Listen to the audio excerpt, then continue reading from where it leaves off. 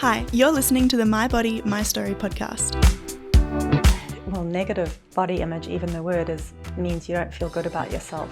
So I think deep down, there's an insecurity. So you're probably looking to validate yourself through others a lot, whether that's friends, definitely in an intimate relationship. You're not feeling good enough in your skin. So I think it impacts a healthy relationship. This is the 45 over 45 chapter where we celebrate rule breakers and role models, the women who inspire us to live life our way and to show their sensuality, beauty, soul, and true essence. Here, we talk about what it's like to be 45 plus, adjusting to the changes that come with time, and we listen to the stories of our participants. If you have an interesting story, we'd love for you to participate. You can email us at info@alexandrawalker.com. That's Alexandra spelt with a K-S. Or visit our website, alexandrawalker.com. Hello everyone and welcome to My Body, My Story podcast. And today with us, Ruth in the studio. And while she's sitting in the makeup chair and Chitra is doing makeup for her, I'll be asking her a few questions. Hi Ruth. Hi Alex. Welcome to the studio. Welcome to the project. And let's start and tell us 10 facts about yourself. Oh, thank you. It's lovely to be here. Well, I'm a 45-year-old woman. I'm a single mother of two boys, two wonderful boys. Mm-hmm. I grew up in South Africa and moved in my early 20s to London. So I've lived in and then I moved to Prague for a bit in Australia. So I've lived in 4 countries. Oh, wow. Yeah. So it was South Africa, England, Czech Republic, and Australia now. Yes. Yeah. And I've been lucky enough in the years, to have a really good career, solid foundation, and I really love what I do. I work in a people role. Mm-hmm. I work with amazing people, and I'm very fulfilled. I guess a couple of facts about me. I don't even know if they're facts, but just who I am. Mm-hmm. I'm very optimistic as a person. That's a good one. Yeah, I think no matter what challenges come my way in life, and we all have challenges, and there's been trauma and there've been things to get through. Yeah. I always have a sort of a glass half full view of life. And I love water sports. I've always found I'm very much into ocean swimming at the moment. Oh. Been doing that for a good couple of years, but before that was kayaking, rowing, dragon boating. So water sports. Yeah, love water sports. Did you do any competitions or just you do it for your own pleasure and health? Yeah, I've done a little bit of competing with dragon boating. When I was younger, I did figure skating, so I guess that's frozen water. Oh, wow. You did figure skating? Yeah, for 10 years. I love that. Competed. Would you be able to do some pirouettes? Yeah, I think so. If I had some good boots and good blades that worked. I have ice skating boots with me. Are you offering me some? Yeah, Thank but you. I haven't been at any ice ring in Sydney. Yeah, I've been once when I came here, 15 years ago. It felt a lot more flaky than when I was 17. Yeah, like everything with age. Oh, totally. Okay. Yeah, I'm very into personal growth. I think learning and keeping an active mind and mindset's incredibly important to me. And things that are important to me are friends and family and community. Being an expat, not from this country, friends are my family. So you said you moved in your 20s, so you've probably been here for quite a long time. How did you find the process of finding your community? So how did you do that? So was it hard for you? Because what I learned that a lot of people who come to our project, a lot of women, they're saying it's hard to make friends and connection. We're talking about Sydney in particular. So what's my view on that? Well, I moved first to London, and that was quite easy in my 20s. So I was there for about 6 years, and it's a very, very vibrant city. So I didn't find that terribly hard. moved to Sydney with my husband at the time. I think I was 30. And I guess it wasn't hard, but it wasn't hard to integrate because we went sort of open arms into a South African community, which is quite typical. But it took a good few years to make friends outside of that. I think work helped, having kids helped. Largely to this day, my friends are still quite, they're British and South African, with a little handful of Australian friends dotted around, and a couple of, just European friends as well, which is wonderful. So it's been hard in some ways, but I think I've always made friends in my work as well, and amazing colleagues. So you're easy, you know how to get small chat talks. Yeah, I think so. I'm a bit of a blend, I guess, introvert and extrovert. I don't need a crowd. I don't desire it all the time, and small chat's not really my thing. But relating to people one-on-one is very easy for me, and I like that. So you're introvert. Yeah. Who learned to be extrovert. Comfortable in my skin. Yeah. And I guess having those kind of ability to relate to people creates friendships. Yeah. So we've got 10 facts about you. Do you have extras? Oh. You want to share? I don't know. It's a very hard question to answer. Who am I? What am I? Is there anything you can ask me? Yeah, I thought maybe we missed something, but I think it's quite a interesting set of facts. Yeah. So let's move to the subject of our podcast, which is body image and aging. And my first question in that theme is, what does aging means to you? Yeah, it's a really good question, and definitely not one I was thinking about in my 20s. But, being 45 now, and it's something that creeps up on you. And I think what it means to me is becoming and being really comfortable in your skin, which is both physical, seeing the changes, accepting them, but also mental. Really just, and that's been my sort of area of growth, I think, in the last couple of years, just feeling more comfortable in who I am. And that comes with age, that total acceptance of who you are, and not needing to prove yourself. It's a beautiful thing. So I think, and I wish that it was more revered in older women. That's absolutely what drew me to this project. Just the celebration of women over 45. Yeah. So you think aging is, from what I understood from your words, it's getting more comfortable in your own skin and not paying that much attention to others' opinions. Yeah. Yep.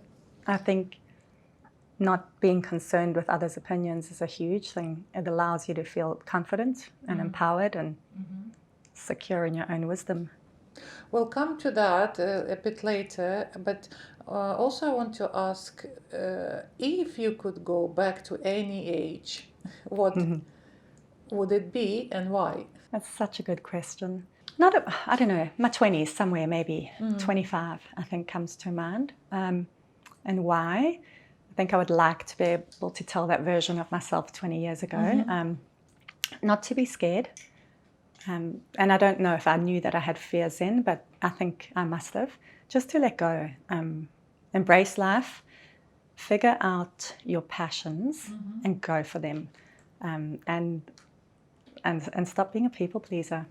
That would be your advice to you at that age. Totally. Own it. Let yourself, your whole self shine.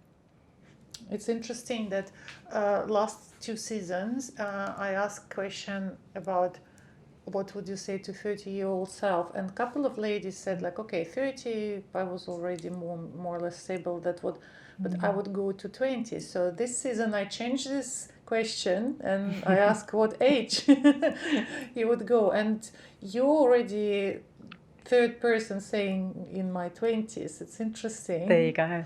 Yeah, so probably it's this very sensitive age where we feel the most insecure for some reason, though. I think Or you're maybe right. finding ourselves. Yeah, finding your feet. And that feeling of, well, I certainly had it, of conforming, needing to conform, needing to just do what society expects. I don't think I ever stopped to pause and figure out what I really wanted out of life. And it's funny that it changes with time, with age. Depends on your life stage. Oh, completely. I've had a few things, divorce and other things happen where you don't expect it and you can't control life, and suddenly you see life very differently, and you're repackaging yourself. Yeah, you're putting yourself back together. I like that expression. Yeah, you're repackaging yourself, rebranding and repackaging, rebranding, new identity. So, if your body could talk, what do you think it would ask you or tell you now? It would probably say, "Well done, keep up with the veggie juices, the fruit juices every morning." But it would probably be asking me for a lot more general vegetables and cut the sugar, Ruth. Oh. Yeah, that's always been my thing. But I mean, oh my gosh, I've come heaps. If I think about, I think 19 was the first age I had a banana. Oh, really? Yeah. I was super fussy. So, why, you didn't like the look of that fruit? It's probably like a whole therapy session in itself. I was just so fussy as a child. I just, fruits and veg or anything that looked strange I didn't want. So I welcome it now, and I enjoy it, and I crave it, which is a good thing. But more of it is what my body would ask me for. Are you the only child in the family? No, I've got a brother. He's 15 months older. Okay, so you got older brother. Yeah. Okay, so no, we couldn't connect it to your child. No, just old me. So, but what do you think main causes of body image issues? I know you said, like, you don't sound like you have many body image issues, but not now. Generally, what do you think the main causes for that? It's interesting you say I don't. I had an eating disorder at age 17. I think obviously social media is the biggest cause, but it's passed down, isn't it? It's a cultural thing. It's systemic. It's all around us. Women need to look a certain way, to be beautiful, and women need to be desired. It's been around forever. But it's interesting that all days women should be in like full body shape to be desired. Yes. Where now it's more of healthy, or even now it's getting back to healthy, but before it was skinny, anorexic kind of look. So what I'm just thinking, how it changes, why we're still same people, but before woman was beautiful when she was full. Yeah. And now when she's when she's thin, and now where she's any body shape but comfortable in herself. It's incredible, isn't it? Changes. How it's changed over the centuries. And I think it's in a good place now that, it's becoming more focused on health. Hopefully it's becoming better. Yes. But on the other hand, I remember I spoke with someone about that, but the body positive movement, for me it's a two-sided coin. On one hand, it's the idea of this movement is really good, saying like, you have to accept yourself and don't punish yourself for not perfect look, because we are not perfect, we cannot look perfect.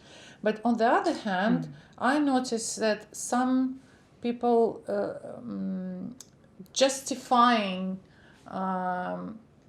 their laziness not to do anything for being healthy, I have to be body positive, like knowing that it's still unhealthy, the shape they are in, or it just causes damage to that's fascinating. As a psychology, yes. Sort of, it's an excuse now to just relax. Yeah. I had not thought about that. Yes. When then the tide will turn and it'll come back again. Exactly. Yeah. So that's a very very fine line, not to go into either direction. Yeah, Yeah. exactly. Yeah. So balance is everything. Okay, so how do you believe or think negative body image affects relationships? And now here I'm talking about any relationship, friendship, marriage, work, colleagues, whatever. Yeah. So do you think... It's a great question. I think that, well, negative body image, even the word means you don't feel good about yourself. So I think deep down, there's an insecurity. So you're probably looking to validate yourself through others a lot, whether that's friends, definitely in an intimate relationship. You're not feeling good enough in your skin. So I think it impacts a healthy relationship. Yeah. It's not equitable. And it would impact intimacy if you don't feel comfortable in your skin. Yeah. So searching for validation, it's the main reason for problems in the relationship. Yeah. Yeah, exactly. You can't rely on others to feed you. I mean, I think it's healthy to validate each other, to some degree when you're in love and love someone, but not from a needy perspective. Absolutely agree with you. And it's hard, even sometimes you realize that you're being needy, and sometimes you say, yeah, but I want it. Yeah. Oh, we're all human, isn't it? Yeah. So it's kind of good if you know. Sometimes you should just admit. Correct. And then you will feel better. Say, okay, fine, yes. Yeah. I do behave a bit needy. I let myself a couple of days to be needy and then go back to normal. And it's kind of cute when you own it. You're owning your little moment of weakness. Yeah. And it's healthy as well, just allowing yourself be not perfect. Being vulnerable, yeah. Yeah. So if you have, from time to time, we all have, if you have any body-related insecurities, how do you overcome that, and what's your go-to method? Strategy. I don't have many sort of conscious methods. I did have, a period when I was 17 where I had a bit of an eating disorder. So I've overcome that. One simple strategy, I guess, is I never weigh myself. I don't own a scale. And I don't spend time thinking about it. You kind of know when you don't feel good and you've had, a very active Christmas, and you can feel maybe you're letting yourself slip. And then I'm like, right, let's just, it's all balance. So basically I'll just do a bit more exercise, but I've never dieted since I was 17, and I won't again. So maybe that's my strategy. So you just do activities like moving? Yeah, I just do me. I do life. I accept who I am. I accept my body, and I like my body, and it's not perfect, but I'm happy with who I am. And then most days, definitely throughout the week, most days I'm thinking, what am I eating that's healthy? But also I'll have pizza and hot chips anytime and be okay with that. Yeah, that's good. Yeah. That you're allowing yourself. Oh yeah, plenty of times. And do you have? You kind of answered that, but as I will ask. So, do you have ways to bring yourself into the body shape you want? And I'm more interested if it changed with age. You had one method when you were younger, and now something else works for you, or it's still the same. Yeah. And I don't know if this is so much body age or just my body feeling different pain, and joints and stuff as you get older. But I was very into sports that was quite cardio focused before. Predominantly, I don't think I did that though from a body image perspective, more from pushing myself and competing, I guess. Whereas now, as I'm older, I prefer sports that are more gentle on the body. So ocean swimming, Pilates, those are my go-to. Oh, I've never heard about that. Yeah. I just started Pilates Reformers. Yes, that. I love it. But ocean swimming? Swimming Pilates. Oh, no, not together. That would be amazing. Wow, what is this new thing? Oh, but we should. Ocean swimming and Pilates. And Pilates, yeah. Yeah, Pilates are just, I do that and I love that because it is really good for toning. So that for sure is the first thing that goes with age. So I guess it's good to keep it up. So just switch from cardio to more stretching, flexing, and toning. Yeah, but really because, I get my lower back hurts or my knees hurt, so I don't like to do things like F45 anymore. It's too high impact. Okay, so and my last question, and I love it. What's your favorite quote about being a woman, or saying, or maybe your own thought? Oh my gosh, I save quotes daily or memes, so this is, I love this. Quite a few. There's a beautiful quote from Eleanor Roosevelt. What is it? Well-behaved women really make history. Yeah, I love that. I love that. And that plays to the, me coaching my 25-year-old self, stop being such a good girl. Yeah. And another one, which is just more pertinent to where I am at the moment, a woman is unstoppable after she realizes she deserves better. So yeah, I think it's an intrinsic thing. Someone once said to me, anyone can take anything away from you, but not your mindset. How your whole being, how you put yourself forward, how how honest you are, how transparent you are. Those are the things that are true to us. Yeah, beautiful. Thank you, Ruth. Thank you very much for such a great podcast episode, and I've really enjoyed our conversation. I wish you a great day today. I hope you will enjoy the experience. Thank you. It's been good to chat. To the project. Thanks very much. If you have an interesting story, we'd love for you to participate. You can email us at info@alexandrawalker.com. That's Alexandra spelt with a KS. Or visit our website, alexandrawalker.com.